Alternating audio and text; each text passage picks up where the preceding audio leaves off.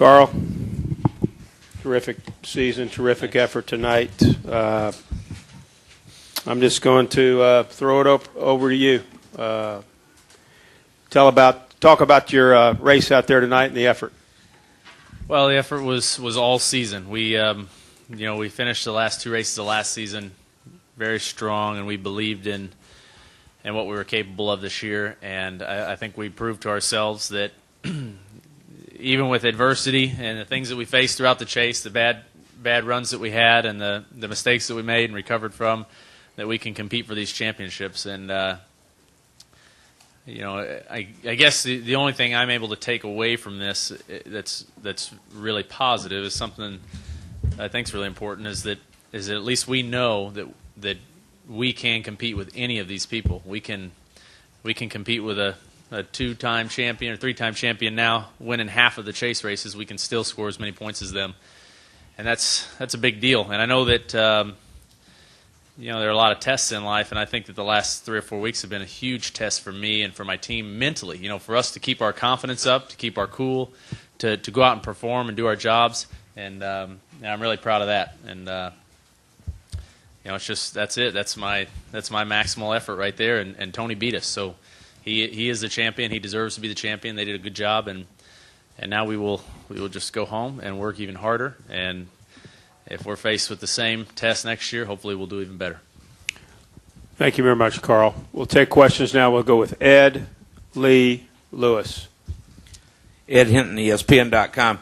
Carl, can you even begin to describe your thoughts those last 15, 20 laps, and it got down to 12, 11, and you started to see that you just weren't catching him?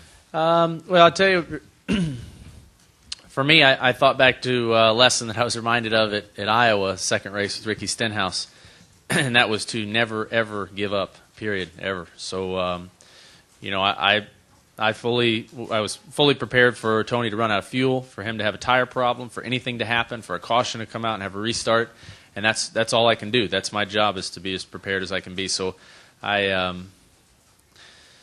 didn't really let myself think about the consequences of what was going on. I just had to go drive the hardest I could, and I did. I mean, I drove to the edge and beyond, and that's all I had. Let's go Lee, Lewis, and then George Diaz. Lee Spencer, Fox Sports. I can't help but, watching you, thinking that you will spend the rest of the off season thinking about what you have to do, where you lost that edge, and right. what you can do to come back and just be even better than you are right now. Is that pretty accurate? Yes, yeah. Here's the deal. Whether we won tonight or we lost, I mean, tomorrow is the start of the next season. And I was prepared before this race began to do exactly what I'm going to go do, and that's to be even better next year and to apply what I've learned here. I mean, we knew we could come into this thing, and we knew that of all the circumstances that could happen, this one was the least probable. I mean, for us to finish like that, tied, fighting for the win, that is the least probable outcome. And so I was prepared for anything. I knew that this was a possibility, though, and I was prepared for this. And I told myself, I told my family that the one thing I'm going to do is I'm going to walk back to that motorhome, win, lose or draw, and I'm going to be a good example for my kids and work hard and go be better next season. Because we talked about it before the race. Even if we won this thing, you go halfway through next season and you struggle, that's quickly forgotten. So as painful as this is right now, I know that we're fortunate to have the opportunity to go to Daytona and just start all over again and go race. So. Okay, let's go Lewis, and then George Diaz, and then Jim. Yeah, Carl, Lewis, Frank Reuters. Can you share with us what you said to Bob Osborne when you got out of the car and shook hands? I just want to make sure. I want to make sure that Bob knew that I believe he's the best crew chief here, and that he will be my crew chief for as long as he wants to be, and I'm behind him and his decisions 100%. So I just, as tough as it is for me. It's tougher, I think, for those guys, the guys that prepare these cars and determine which things we're going to work on throughout the year and what strategies we're going to use. I mean, they make some very, very big decisions that they can't turn around and change in a heartbeat. As a race car driver, I can make quick decisions out there, and I can fix things and make things happen. And they make some very, very thought out decisions, and I'm sure that their disappointment is as great or greater than mine. Let's go George, Greg Engel, Jim Utter, and Randy. Carl, over here to your left. Obviously, you're in the moment now, and there's disappointment. But this race obviously generated a tremendous amount of interest. You can see on the internet, whatnot, Twitter. Yeah. Can you take a second maybe to step back and just think about just the whole drama of it? Has there been something comparable that you've been involved with in your career? No, I wish I could do this every day. I mean, that's. There are lessons that I learned and things that I learned about myself, about competition, about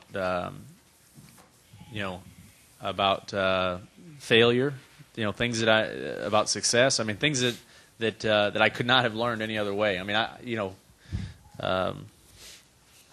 if there weren't any pressure, there wouldn't be any diamonds. That's what my trainer says. So, we've dealt with a lot of pressure, and I feel very proud of the way our team and myself and everyone has handled everything through this, and I feel that we made it all the way through, and although we didn't come out with the outcome that we wanted, that we are better because of it, And I'm not trying to be philosophical or anything. I'm truly telling you, if I'm in this position next year, I'm going to be better at it. I'll be better. So that's cool. That's something you don't get every day is a lesson like this.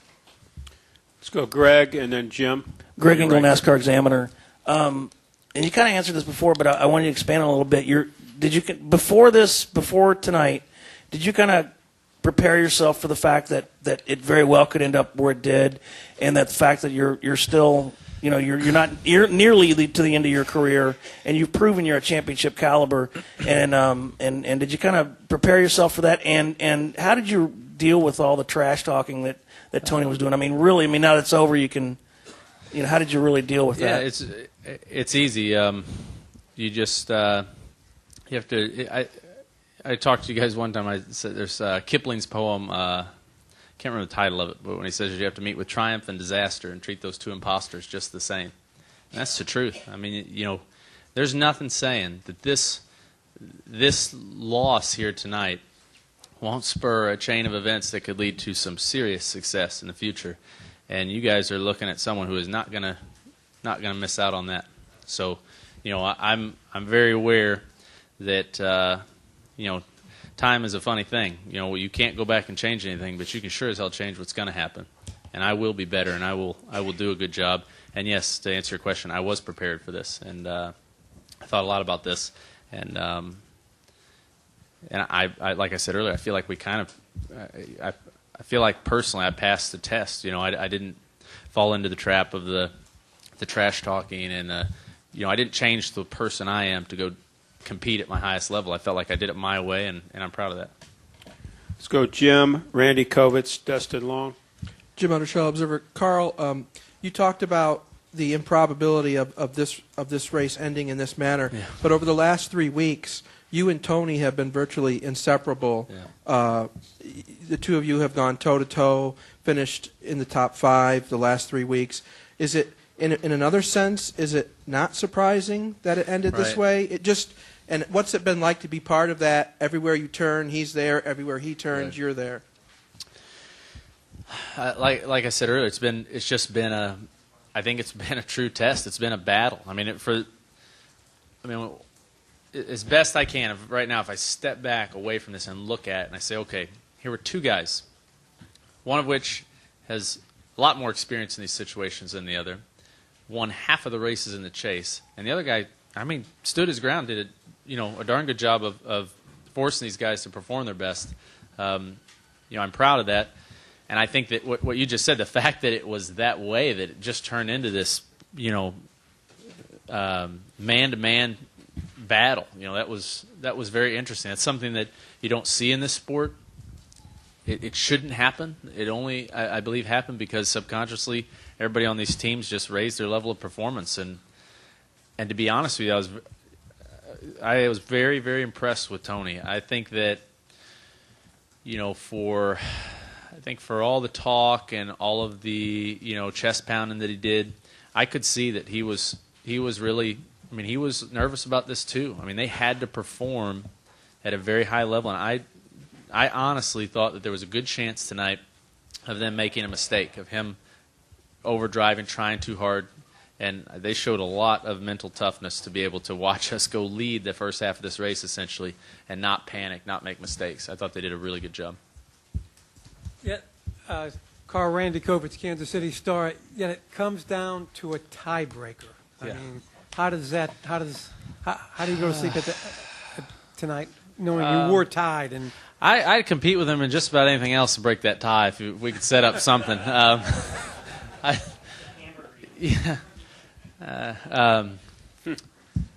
But yeah, that was that's pretty amazing. I mean, I'm telling you guys, I'm not just saying this because I didn't win the thing, but I think we could run this race 10 times, and it's a 50-50 deal. I mean, a little different pit stop, a little different restart here.